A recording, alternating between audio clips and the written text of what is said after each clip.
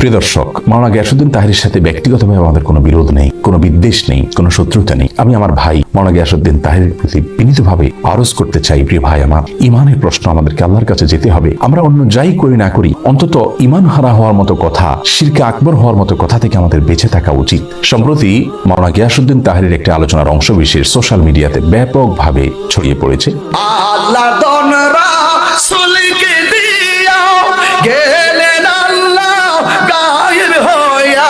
গানে গানে এখানে তিনি যে কথাগুলো বলেছেন, এই কথাগুলো যদি একজন ইমানদার মানুষ বলেন, বিশ্বাস করেন, তাহলে তিনি সঙ্গে সঙ্গে বেঈমান হয়ে যাবেন, সঙ্গে সঙ্গে তিনি ইসলাম থেকে খারিজ হয়ে যাবেন।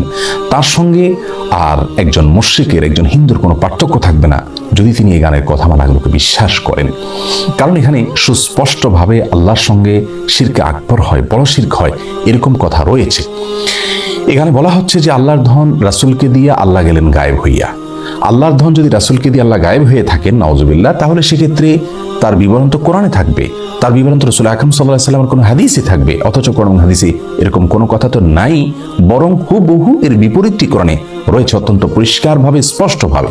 সূরা আনআম সহ কোরআনে কারীমের 2 জায়গায় আল্লাহ রাব্বুল আলামিন বলেছেন তার রাসূলকে নির্দেশ দিয়ে, কুল লা আকুলু লাকুম ইনদি খাযাইনুল্লাহ ওয়ালা আ'লামুল গায়ব। হে রাসূল, আপনি বলে দিন মানুষদেরকে, আমি কখনো তোমাদেরকে এই কথা বলি না যে আল্লাহর ধনভাণ্ডার আমার কাছে আছে এবং আমি গায়েবও জানি না।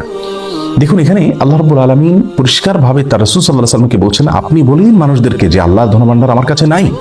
সুবহানাল্লাহ, কেমন যেন এই গানের খণ্ডনে আল্লাহ তাআলা আয়াত নাজিল করেছেন। গানের কথামালা সরাসরি কোরআনে কারীমের বিপরীত।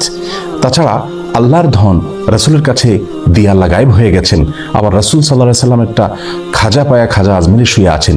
এই যে শেষের অংশটা, সেটা আরো জঘন্য।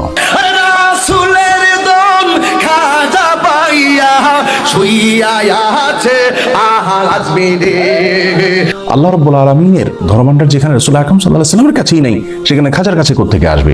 আবার খাজার দরবারেতে কেউ ফিরে না খালি হাতে। এই যে কথা বলা হচ্ছে, খাজার দরবার থেকে কেউ খালি হাতে ফিরবে না। খাজা কি কাউকে দেওয়ার কোনো ক্ষমতা আছে?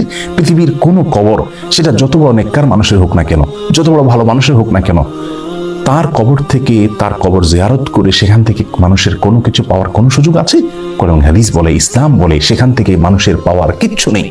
রাসূল আকরাম সাল্লাল্লাহু আলাইহি ওয়াসাল্লাম তার এক সাহাবীকে বলেছেন, ওয়াইজা সাআলতা ফাসআলিল্লাহ ওয়াইজা ইসতাআনতা ফাসতাইন বিল্লাহ। কিছু চাইতে হলে আল্লাহর কাছে চাইবে, কোনো সাহায্য চাইতে হলে আল্লাহর কাছে চাইবে। কোনো কবর, কোনো মাজার, এখানে গিয়ে কোনো কিছু চাওয়া যাবে না। প্রতিদিন আমরা সালাতের প্রত্যেক রাকাতে সূরা ফাতিহা তেলাওয়াত করে থাকি, সেখানে আল্লাহ আমাদের শিক্ষা দিয়েছেন বলার জন্য, ইয়াকা না'বুদু ওয়া ইয়াকা নাস্তাইন। হে আল্লাহ, আমরা আপনারই শুধু ইবাদত করি এবং আপনার কাছেই শুধু সাহায্য চাই। তার মানে সাহায্য আল্লাহ ছাড়া আর কারো কাছে চাওয়া যাবে না। সেখানে খাজার দরবার থেকে কেউ খালি হাতে ফিরে না, সেখানে যে চাওয়ার জন্য আমাদেরকে নির্দেশ দেওয়া হচ্ছে, নির্দেশনা দেওয়া হচ্ছে।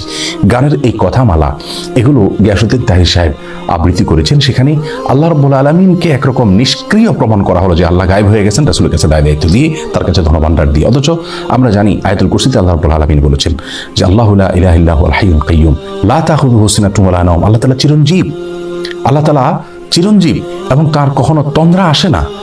রাসূল আকরাম সাল্লাল্লাহু আলাইহি ওয়াসাল্লাম হাদিস থেকে বোঝা যায় আল্লাহ রাব্বুল আলামিন কিভাবে পৃথিবী কন্ট্রোল করেন। কোরআনে কারীমে আল্লাহ বলেছেন ইউদাব্বিরুল আমর, আল্লাহ রাব্বুল আলামিন সমস্ত বিষয়গুলোকে কন্ট্রোল করে, নিয়ন্ত্রণ করে, সবকিছু আল্লাহ তাআলার হাতে। সেখানে এই ধরনের শিরকি কথা একজন মুসলিমের মুখ থেকে কখনো বাহির হতে পারে না। একজন আলেম তো অনেক পরের কথা, একজন ওয়াইজ বা বক্তা তো অনেক পরের কথা। আরেকজন বক্তা তার পীরের কারামতি বলতে গিয়ে তিনি আল্লাহ রাব্বুল আলামিনের যে পাওয়ার, আল্লাহ রাব্বুল আলামিনের যে শক্তি, সেটা তার পীরের জন্য সাব্যস্ত করেছেন। আমি হযরত কেবলা আলমের সামনে তো গোটা কায়নাত আমার হাতের সামনে, এজন্য আমি কোন বলে এটা ফায়াকুন হয়। আল-ইয়াযু বিল্লাহ। একজন মানুষের ঈমান হারা হওয়ার জন্য, কাফির হওয়ার জন্য একথা যথেষ্ট। একথা যথেষ্ট একজন মানুষ বেঈমান হয়ে যাওয়ার জন্য। আল্লাহ রাব্বুল আলামিনের ক্ষমতা হলো তিনি কোন বললে হয়ে যায়, এটা আল্লাহ রাব্বুল আলামিনের পাওয়ার। কোরআন কারীমের 8 জায়গায় আল্লাহ রাব্বুল আলামিন কথা বলেছেন বিভিন্নভাবে। সূরা ইয়াসিন আল্লাহ রাব্বুল আলামিন বলেছেন, ইন্নামা আমরুহু ইযা আরাদা শাইআন আন ইয়াকুলা লাহু কুন ফায়াকুন।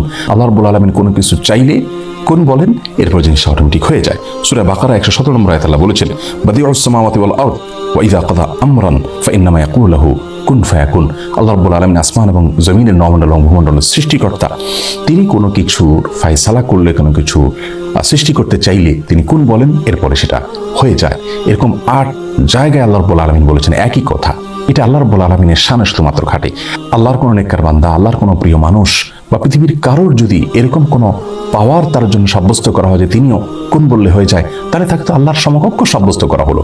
অথচ আমরা কোরআন কারীমের আয়াত স্পষ্টভাবে জানি যে লাইসা কামিথলিহি শাই, আল্লাহর অনুরূপ, আল্লাহর সমকক্ষ আর কেউ নেই। আমরা সূরা ইখলাস, সূরা কুল হুয়াল্লাহর মধ্যে পড়ে থাকি ওয়ালাম ইয়াকুল লাহু কুফুয়ান আহাদ, আল্লাহর সমকক্ষ আর কেউ হতে পারে না। সুতরাং কোনো পীর বা বুজুর্গের হাতে কোনো পাওয়ার রয়েছে, তিনি কোন বললে সবকিছু হয়ে যায়, এরকমটা যদি কেউ বিশ্বাস করেন তাহলে সঙ্গে সঙ্গে তিনি বেঈমান হয়ে যাবেন।